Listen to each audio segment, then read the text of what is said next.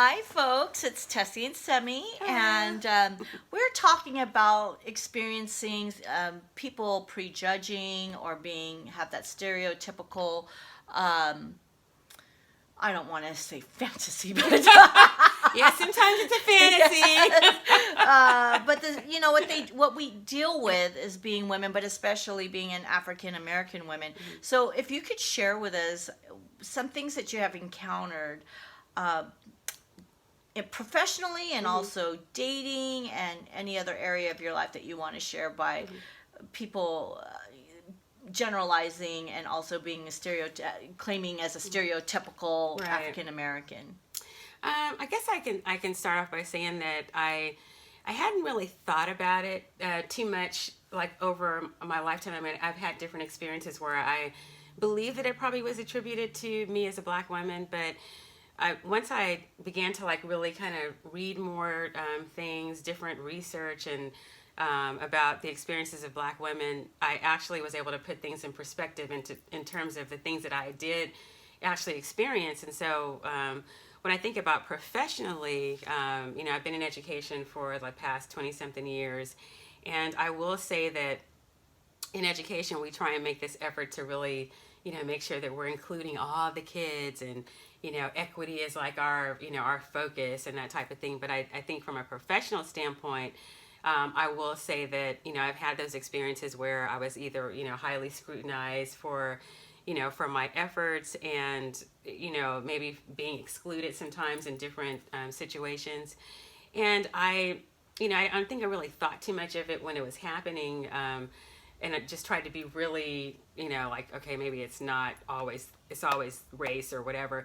But I will say that as a black woman, everything is always, that's how we process, because I don't know if somebody's behavior or their interactions with me is race related, but it is one of those things that is always in my processing. So I can't say that, oh, they didn't like me because my hair is short, or maybe I'm just a short person.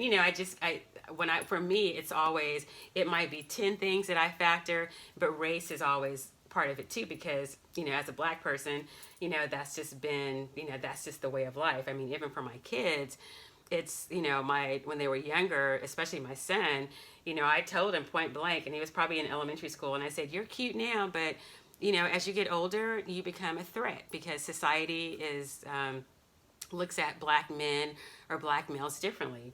They see you as, not the cute little boy that I may see you as. They see you as a potential threat. And so, unfortunately, that's just the reality that, the world that I live in as a black woman. And it's always, my efforts are, it's always that's part of the processing with, just hoping that it's not because I'm a black person, but because I know that that's the stereotypes. And from my reading and research, I also realized that, there are these labels that have been placed on black women just overall, like either we're, overly sexualized, we, castrate the efforts of black men, or we're the angry black woman, heaven forbid I raise my voice too loud, or I come across too aggressive, because then, there's that angry black woman, coming across again too.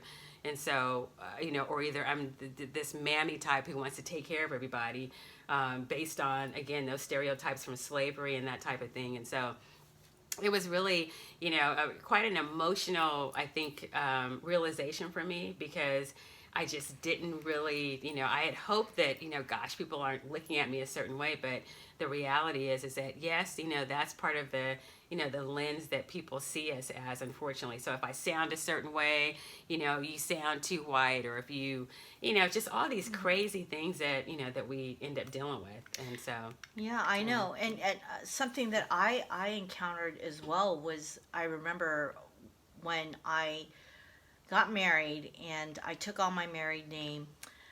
I don't have a Filipino accent, Mm-hmm. and Right. I remember talking to a customer over the phone, and they Mm-hmm. wanted to come in, and at the time I Mm-hmm. was an escrow officer, and we were going to sign loan documents, and the couple showed up, and they said, "Wow, you're not what we expected," Mm-hmm. Right.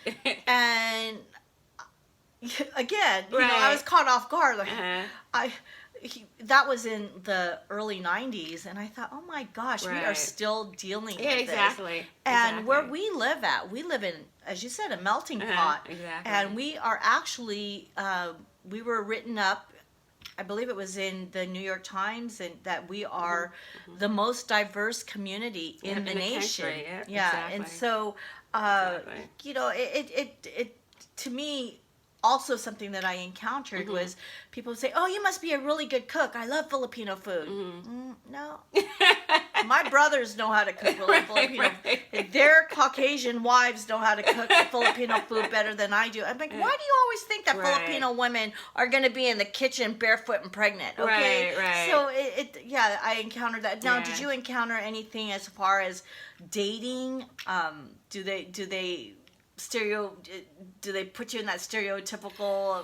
No, I don't think when I was dating that I really that didn't really necessarily come into play. I think because of my personality and like how I sound, I guess, I don't know if people make certain assumptions about me or not. I know when I was in college, because I was from California, people would tease me and everything about being a Californian and just being so happy-go-lucky and everything, and just so happy about everything and everybody.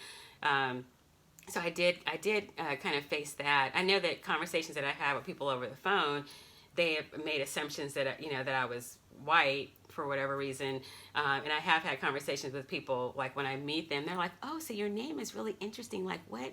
Then I tell them that it's Jewish, and that and so kind of giving them like more history, and so there's like this curiosity, I guess, trying to figure out what I am, because people are so eager to put people in boxes. Yes. Is what I've kind of found. But I don't know, it's weird to me, because I'm like, I sound like this, I look like this is the package that I'm in, and there isn't really anything I can do about it. So it is unfortunate that as we're kind of talking about, people, they look at this outer package and they just make these assumptions about people. So so it's kind of funny. I mean, I remember even being like in a beauty pageant, because I used to do these beauty pageants like a long time ago, and so I had friends who would tease me and say things like, "Yeah, we were gonna throw a bag of Oreo cookies on the stage," because they just would tease me about just how I sound. Yeah. So it's kind of Oh, funny. that's so unfortunate. Right. So now, Right. have you dated outside of your race? I have dated outside of my race. Yeah, What have you dated?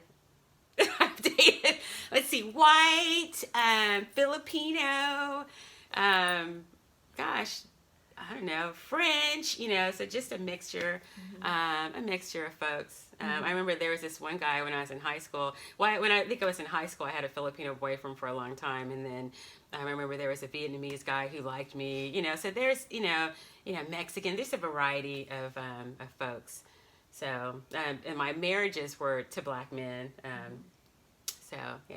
Yeah, like if you saw that one of our very first videos, Sammy and I have shared over 100 years of experience. Right, and, exactly. 3 divorces. Yeah, 3 and divorces. 3 husbands, and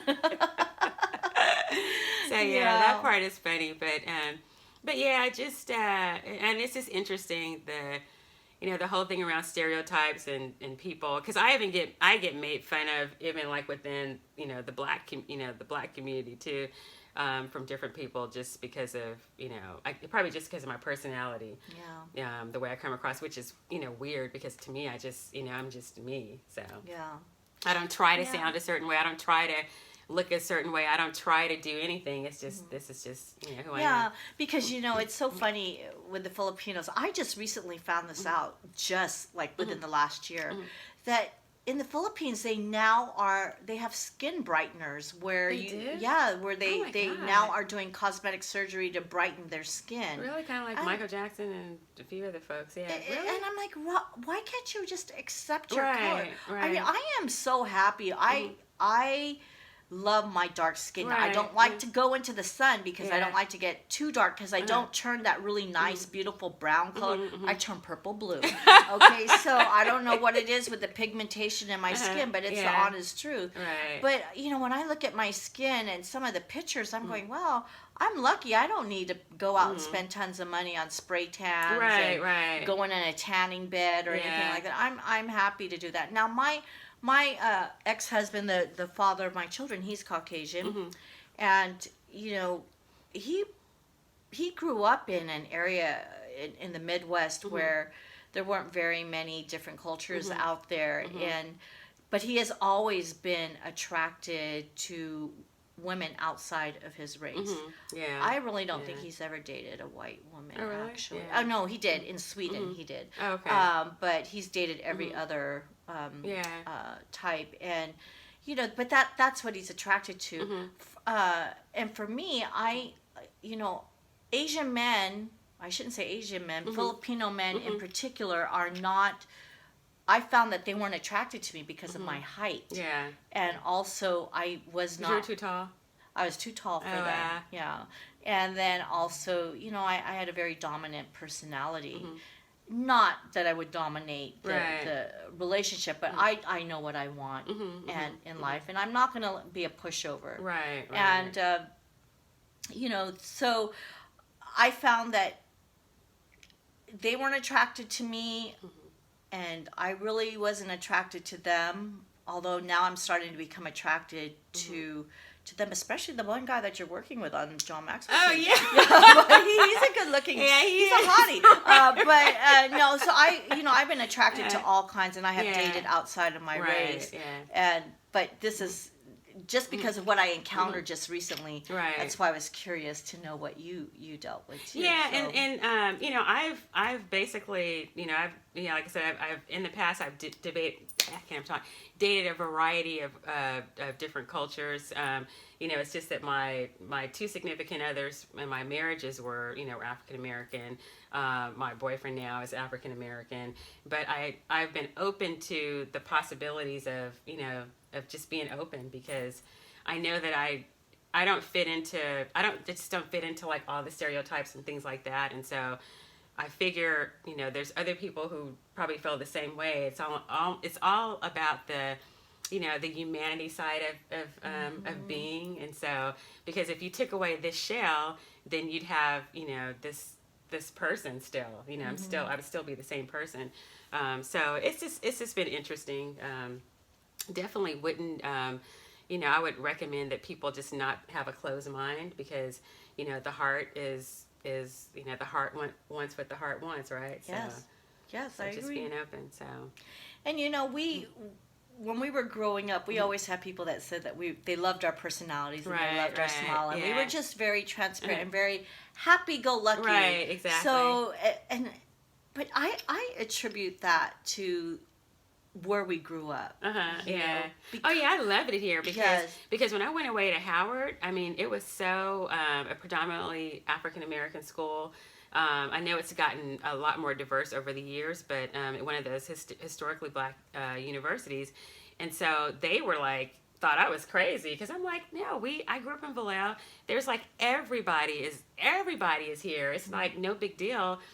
White, black, Mexican, Filipino. I mean, we're all, there's like a variety of And we of all folks hung here. out together. Right, exactly. And so, but for other people, like that grew up in different places, they think it's weird. When I worked on House Party, our folks, some of the stars in the show, they were from New York, and so they housed them in this area down in Los Angeles where, it was a mixture of folks, and so they were tripping out, like, oh my God, I've never seen like Black kids, Asian kids. I mean, they never saw this, this culture of what we have here, in terms of people just being together. I'm like, yeah, because I mean, we're together, but for them it was so different because it's so, I guess, still really segregated in a lot of different places. But Yeah, and it's very unfortunate. Yeah, it is. That it is. it's that way because